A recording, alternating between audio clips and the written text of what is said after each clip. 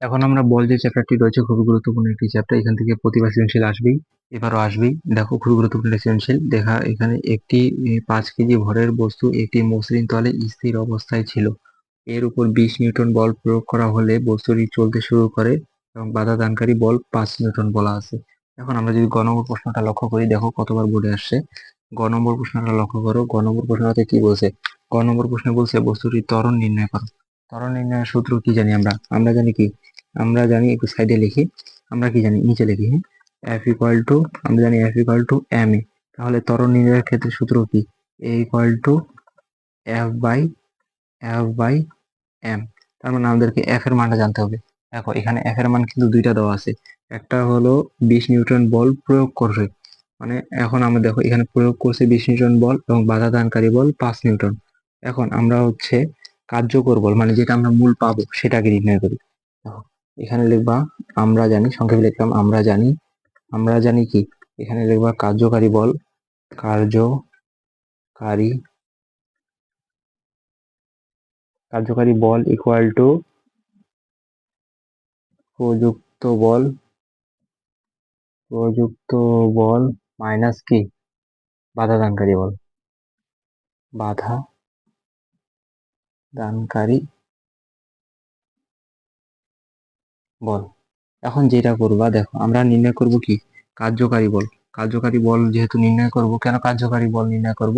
যেটা আমাদের কাজ হয়েছে সেটা নির্ণয় করতে হবে। এখানে কিন্তু অনেকগুলো বল দেওয়া আছে, তুমি ধরতে পারবে না যে কোনটা নির্ণয়, কোনটা আমরা এখানে ব্যবহার করব।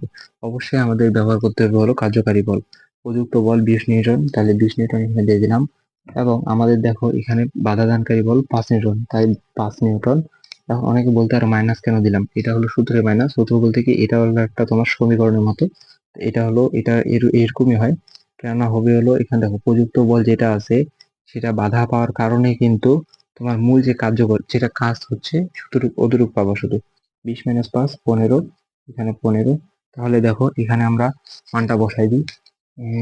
এফ এফ এর মান কত? তাহলে এফ এর মান হলো 15 এবং এম এর মান কত?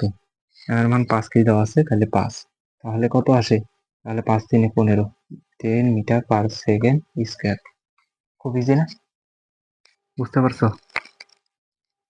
এখন দেখো ঘ নম্বর প্রশ্নটা যদি লক্ষ্য করো, ঘ নম্বর প্রশ্নটা তোমরা হয়তো বা মুখোমুখি করতে পারবা। দেখো ঘ নম্বর প্রশ্নে কি বলছে? ঘ নম্বর প্রশ্নে বলছে 10 সেকেন্ডে বস্তুটির বেগ নির্ণয় করো। এখন আমাদেরকে বেগ নির্ণয় করতে বলছে।